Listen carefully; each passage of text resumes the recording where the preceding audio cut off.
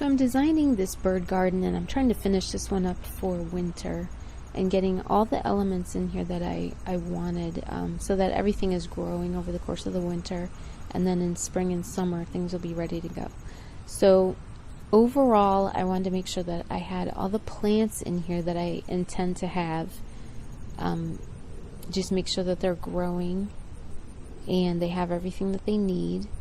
And then I wanted to fertilize this area overall, and then add mulch to it, and then also work on the bird bath area. So we're going to go through all of those elements in this video. So I have added 2 different kinds of mulch into the garden, and like I said, I did already do my fertilizing, and then all the plants are in here as well. So I added decomposing leaves from another area of my yard, where I just kind of pile up leftover mulch and just whatever leaves I have, and that way when I need them, then I can just go grab them. So I put in about 3 or 4 outdoor trash cans full of leaf litter here, or decomposing leaves, and that was really nice because I haven't been in this area to grab leaves out of there for a while, and so some of it was so decomposed, it's almost like that really great deep black soil. So I was able to put that in this garden, which I do think will make a huge difference. But then also I cover certain areas with just a light layer of that decomposing leaves, and that would be areas where I have the really small transplants, or if I can see that plants are putting off offshoots. I just want to make sure that I don't bury that in mulch. I really I'm always concerned about that. But then other areas where I have like these types of larger transplants I put in, I'm layering it with, I bought bags of pine bark nuggets. So not the shredded mulch, because I thought in this garden it would decompose too quickly. I wanted to make sure that I had larger, these large chunks of mulch, which I get at Home Depot just by the bag. And that way I can weigh down some of these plants, because in this area, in this garden, things tend to heave out of the ground. I think it's kind of an exposed area where wind kind of shoots through here, so just want to make sure that everything is weighed down. In fact, when I planted the roses, I actually put patio stones over those, the base of the plant, and then I will mulch on top of that, just to keep the plants firmly in the ground. And also I do find that some of these larger bushes that I plant, they do tend to grow better if they have like a log or a stone or big rock on top of them. So I do tend to do that. So I've done that in this garden as well. So here's the bird bath area, and it's just a plastic saucer from Home Depot. It was under $5, and I just got the largest saucer that I could that fit like a 16-inch pot, and of course I didn't buy the pot, but in this area you can see I also added some broken patio stones, and I just kind of placed them wonky so that it would make kind of like a little cave area underneath. And then I brought in these just cut stumps, and you can see there is a fern in there, so I'm pretty excited about that. And here's a hollow log. So I just pulled some logs and branches out of, I have like a log pile, so pulled these out of there and brought them over. And I tried to choose branches and logs that had moss growing on them and mushrooms and that kind of thing, just for interest. So I did add about 3 or 4 giant trash cans, like outdoor trash cans, full of leaf litter. And in this area I built it up so that it almost made like a little cove. And I do think that worked really well. I also left in all the all the branches, like the small twigs.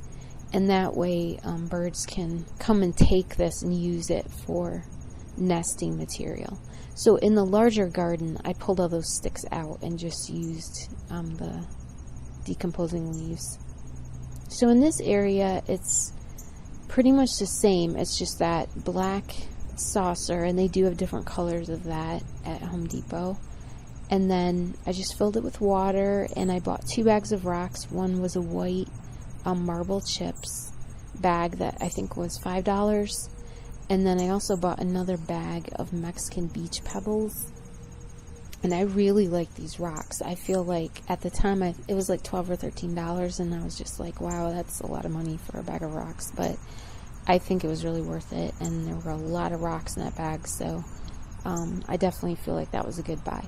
So that's all this area is some rocks that were already here, and then 2 bags of rocks and 1 plant saucer, which is just plastic. But I feel like it worked out really well, and it turns out to be a decently large area. So I'm really happy with it, and there's a lot of wildlife in here, so I can tell that it's making a big difference. So I was just going to have this area be plain, and I'm so glad that I added all these different elements. It only took me about an hour or 2 to put in all these extra logs and leaves. And I also used some of those Mexican beach pebbles to make a little path in this cove area. So it's really cute. It looks like a miniature, little forest, and so I'm really enjoying it. So here's some little seedlings popping up, and this is why I put down just like decomposing leaves in this area, because I know there's all sorts of little seedlings just popping up, and I just don't want them to get buried by heavy mulch. Then they definitely won't be popping up. So real careful where I'm putting that mulch.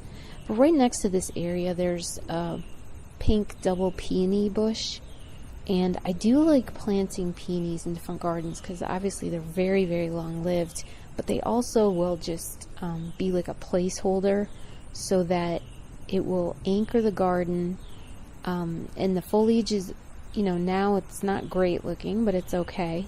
But then I don't have to worry about like other large weeds coming in or anything like that. And then of course when it's flowering, it's beautiful. So in that area I have the double pink peony with a beautiful pink rose, and they're kind of intertwined with each other planted, so I really think that's going to be beautiful.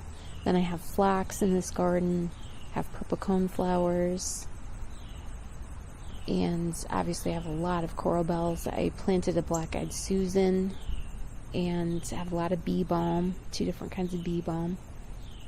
So I'm really excited. There's some really beautiful plants in here, and they look like they're taking really well. And as far as what the birds have to eat, of course the roses, they will eat from those and use that for cover. Then purple cone flowers are in this garden, and I did stake up them so that I used like a vinyl, about a 3-foot tall stake, and used plant clips to stake those up so that the birds in the winter can sit on those dried flower heads, and they'll eat the seeds right out of that. And then there's zinnias as well that the birds can eat, and also I have bird feeders in here as well.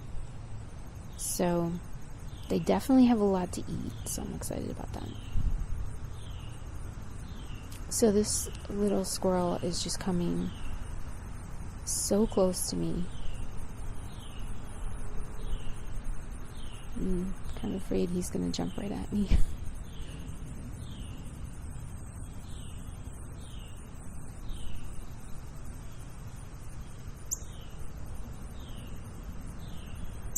Okay, so he's down in the bird bath, taking a drink and washing his hands. So there's a bird feeder there, and it is a squirrel-proof bird feeder, but this squirrel is still getting into it, unfortunately.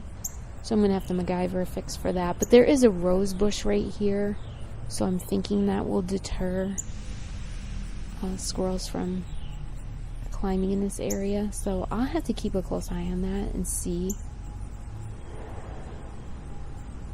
if I have to do something else. But yeah, he's still trying. And so that is one of the stakes with purple cone flowers on it.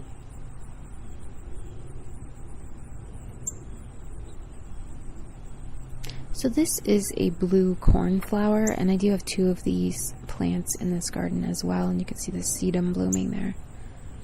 And then this is the new rose. It's a variety called Love, and it's supposed to be a scarlet flower, but it's actually a nice pink flower with some white in it.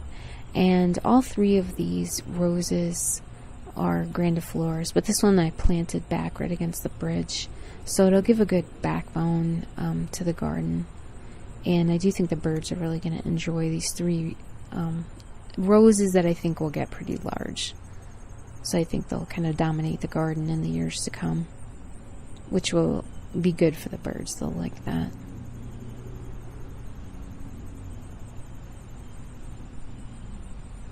So I am planning on planting both zinnia seeds in my greenhouse and sunflowers as well. So both of those things, the birds can directly eat those seeds. I'm going to be careful about what kind of sunflowers I plant, because I have had the issue in the past where I plant certain kinds and the birds aren't interested in their seed at all. So I'm going to be careful to plant something that the birds will actually be interested in eating. And I am going to show a video of my greenhouse, and it's just like a DIY greenhouse, and just show you how I maintain that. So this garden, it is fertilized, it's mulched, all the plants are in, the bird bath area is finished. So I'm pretty excited. I feel like this has probably met or surpassed what my goal was for this area. And I do already have a lot of extra birds here that were not here before. So as long as I keep these feeders filled, I think I'm going to have a really nice area for the fall and for the winter. And then I think come next year, I'll be excited to see all the different things that come up. So really appreciate you watching this series of videos. I hope that you have found something that you can do in your own yard. And I just want to thank you for watching. I really appreciate it.